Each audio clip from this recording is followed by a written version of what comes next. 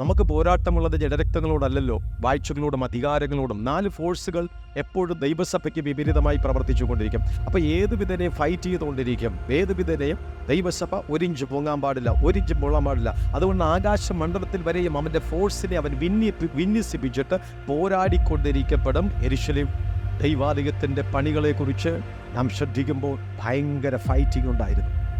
ഏറ്റവും അധികം ആത്മമണ്ഡലത്തിലായിരുന്നു, പൈശാചിക പോരാട്ടമായിരുന്നു. ദേശാധിപത്യ ശക്തികൾ പറഞ്ഞു, ഇങ്ങനൊരു സഭ വന്നു കഴിഞ്ഞാൽ പിന്നെ ദേശത്തിൻ്റെ ആധിപത്യ ശക്തികൾക്ക് എങ്ങനെ നിൽക്കാൻ കഴിയും? പിശാച് ഡയറക്റ്റ് നിന്റെ വണ്ടി പഞ്ചറാക്കി, ഡയറക്റ്റ് നിനക്ക് ബസ് ഫെയർ ഇല്ലാണ്ടാക്കി, ഡയറക്റ്റ് നിന്നെ കൊണ്ട് ആരൊക്കെയോ നിന്നെ കുറ്റം പറഞ്ഞു, ആരൊക്കെയോ വഴിയിൽ നിന്നെ ചെറുത്തു, ആരൊക്കെയോ നിങ്ങളെ പരിഹസിച്ചു, ആരൊക്കെയോ നിങ്ങളെ നിന്ദിച്ചു. പക്ഷേ ഇതൊക്കെ നിങ്ങൾ വകവച്ചില്ല. നിങ്ങൾക്കറിയാം, ഞങ്ങൾക്ക് അനുഗ്രഹമുണ്ടെങ്കിൽ പിശാച് പല രൂപത്തിലും പല ഭാവത്തിലും പല വ്യക്തികളുടെ രൂപത്തിലും വന്ന് പലതും പറയും, പലതും കേൾപ്പിക്കപ്പെടും. ഇത് ഞങ്ങൾ 10-25 വർഷം കൊണ്ട് കേട്ടുകൊണ്ടിരിക്കുന്ന ആൾക്കാരാണ്. അതുകൊണ്ട് ഇതൊന്നും ഞങ്ങൾക്കൊരു വിഷയമല്ല. ഞങ്ങൾ പോകും, ഞങ്ങൾ ചെന്ന് ആരാധിക്കും. നീ കർത്താവിനെ ആരാധിക്കുമ്പോഴോ ഒരു യുദ്ധക്കളത്തിലെ പോരാട്ടം പോലെ നീ ജയിക്കുവാൻ വില്ലിങ് ആയിരിക്കപ്പെടുന്നത്, നീ ജയിക്കുവാൻ തയ്യാറായിക്കണം. ആമേൻ. നിന്നെ പൂട്ടിക്കെട്ടുവാൻ പിശാച് ശ്രമിക്കപ്പെടുമ്പോൾ നിന്നെ തുറന്നുവിടാൻ ആഗ്രഹിക്കുന്ന ഒരു ദൈവമുണ്ട്. അതുകൊണ്ട് നിന്റെ ശ്രദ്ധയെ അവൻ മാറ്റാൻ ശ്രമിക്കുമ്പോൾ നീ ആ ശ്രദ്ധയിൽ കുടുങ്ങി പോകരുത്. ദൈവം നിങ്ങളുടെ ഭവനത്തെ പണിത് ശരിയാക്കി എടുക്കുമ്പോൾ, ദൈവം നിങ്ങളുടെ ബിസിനസ്സിനെ പണിത് പൂർത്തീകരിച്ചു എടുത്തു വരുന്ന സമയത്തിന്, ദൈവം നിങ്ങളുടെ വിദ്യാഭ്യാസ മേഖലകളെ അടുക്കും ചിട്ടയോടുകൂടി ശരിയാക്കി എടുക്കാൻ നോക്കുമ്പോൾ പിശാച് മറ്റൊരവതാരമെടുത്ത് വരും. യോഗത്തിന് വിളിക്കാൻ തുടങ്ങും. നിന്നെ ആവശ്യമില്ലാത്ത ഓപ്പർച്യൂണിറ്റീസ് ഒക്കെ നൽകാൻ തുടങ്ങും. എന്തിനാണെന്നറിയാവോ? നിന്റെ മൈൻഡ് മാറട്ടെ, ആരാധനയിൽ നിന്ന് ശ്രദ്ധ മാറട്ടെ. ഞായറാഴ്ച വന്നാൽ നിനക്ക് ഓവർ ടൈം തരാം, അല്ലെങ്കിൽ നീ പള്ളിയിൽ പോകാതെ വന്നു കഴിഞ്ഞാൽ അത് നടക്കും, ശരിയാകും, അത് ശരിയാകും. ഇവിടെ നിനക്ക് ഇന്റർവ്യൂ ആ ദിവസം മാത്രമേ ഉള്ളൂ. ഇങ്ങനെ തുടങ്ങി നിന്റെ ശ്രദ്ധയെ മാറ്റുവാൻ തുടങ്ങുമ്പോൾ നെഹമ്യാവിനെ കണ്ടുപിടിക്കും. ഞാൻ എൻ്റെ ടൈം വേസ്റ്റ് ചെയ്യാൻ ഞാൻ ആഗ്രഹിക്കുന്നില്ല. ഞാൻ ദൈവം എന്നെ ഏൽപ്പിച്ച വലിയൊരു ഉത്തരവാദിത്വം എനിക്കുണ്ട്.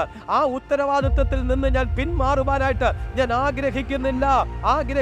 ആഗ്രഹിക്കുന്നില്ല എന്നുള്ള ഒരു ഉറപ്പും ധൈര്യവും നിങ്ങൾ ഓരോരുത്തരുടെ മേലും ഉണ്ടായിരിക്കപ്പെടട്ടെ. ഇന്ന് പകൽ സമയം നിന്റെ ഭവനത്തെ ദൈവം പണിതുകൊണ്ടിരിക്കുക, നിന്റെ കുടുംബത്തെ ദൈവം പണിതുകൊണ്ടിരിക്കുക, നിങ്ങളുടെ ബിസിനസ്സിനെ ദൈവം പണിതുകൊണ്ടിരിക്കുകയാണ്, നിന്റെ ദേശത്തെ ദൈവം പണിതുകൊണ്ടിരിക്കുകയാണ്, നിന്റെ വരുമാന മാർഗങ്ങളെ ദൈവം പണിതുകൊണ്ടിരിക്കുകയാണ്, നിന്റെ കുഞ്ഞുങ്ങളുടെ വിദ്യാഭ്യാസം ദൈവം പണിതുകൊണ്ടിരിക്കുകയാണ്.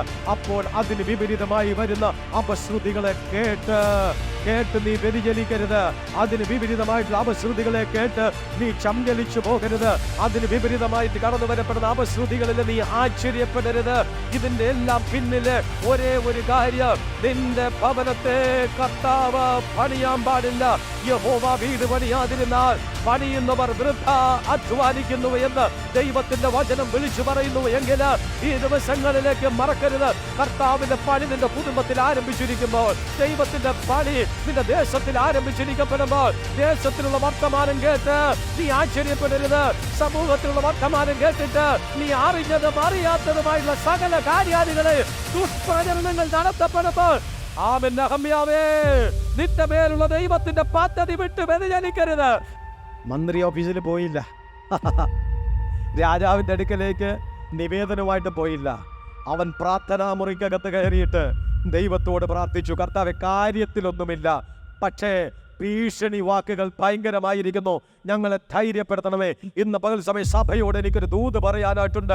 എൻ്റെ കർത്താവ് നിന്റെ ഭവനം പണിയുമ്പോൾ, നിന്റെ കുടുംബം പണിയുമ്പോൾ, നിന്റെ കുഞ്ഞിനെ പണിയുമ്പോൾ, ഭീഷണികളും പോരുകളും പോരാട്ടങ്ങളും കടന്നു വരപ്പെടുമ്പോൾ, ആമേൻ, ഓരോ സ്കൂളുകളും കോളേജുകളും കയറിയിറങ്ങി അഡ്മിഷന് വേണ്ടിയിട്ട് നീ കൈ നീട്ടുകയല്ല. നിനക്കൊരു പ്രാർത്ഥനാ മുറിയുണ്ട്, നിനക്കൊരു ദൈവമുണ്ട്. ദൈവസന്നിധിയിലിരുന്ന്, കർത്താവേ, എൻ്റെ കുഞ്ഞിന്റെ ഭാവിക്കായിട്ട് എന്നെ ധൈര്യപ്പെടുത്തണമേ കർത്താവേ, എൻ്റെ ശുശ്രൂഷക്കായിട്ട് എന്നെ ധൈര്യപ്പെടുത്തണമേ കർത്താവേ, എൻ്റെ ബിസിനസ്സിനായിട്ട് എന്നെ ധൈര്യപ്പെടുത്തണമേ കർത്താവേ. ആമേൻ. ഈ പ്രതിസന്ധികളെ ജയിക്കുവാനുള്ള ആത്മധൈര്യം എനിക്ക് തരണമേന്ന് ആമേൻ ഭക്തൻ പ്രാർത്ഥിച്ചുവെങ്കിൽ, ഇന്ന് പകൽ സമയം ദൈവസഭയോട് ഞാൻ വിളിച്ചു പറയുന്നു, ധൈര്യത്തിന് വേണ്ടി പ്രാർത്ഥിക്കണം. പിശാചിന്റെ തന്ത്രങ്ങൾക്ക് തോൽക്കരുത്. നീ ഭീരുവാകരുത്. നീ പിന്മാറ്റത്തിലേക്ക് കടന്നു പോകുവാനായിട്ട് ഇടയാകരുത്. പ്രതിസന്ധികളെ ജയിക്കുവാനുള്ള ഒരാത്മബലം നിന്നിലേക്ക് കടന്നു വരപ്പെടട്ടെ.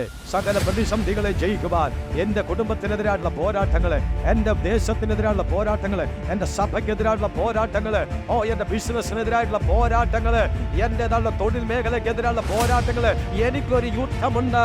ആമേൻ. ഈ ഭീരുത്വത്തിന് എന്നെ ഒതുക്കാൻ കഴിയപ്പെടത്തില്ല. ഞാൻ അങ്ങനെയുള്ള ഒരു മനുഷ്യനല്ല. ആ ഭീരുത്വങ്ങളെ കൊണ്ട്, ആ ഭീഷണികളെ കണ്ട് ഞാൻ ഒരിച്ച് പുറകിൽ പോകത്തില്ല.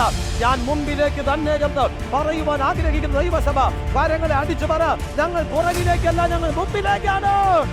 നിങ്ങൾക്ക് മുമ്പിൽ വെച്ചിരിക്കുന്ന അനുഗ്രഹത്തെ തട്ടിപ്പറിക്കുവാൻ പിശാച് ശ്രമിക്കപ്പെടുമ്പോൾ അവൻ പണ്ടുകടി ചുരുങ്ങി പോകത്തക്ക വിധത്തിലേക്കുള്ള ഒരു പുതിയ അനുഗ്രഹത്തെ, ഒരു പുതിയ ബലത്തെ, ഒരു പുതിയ ശക്തിയെ, ഒരു പുതിയ അഭിഷേകത്തെ പരിശുദ്ധാത്മാവ് നിങ്ങളുടെ മേൽ നൽകപ്പെടട്ടെ.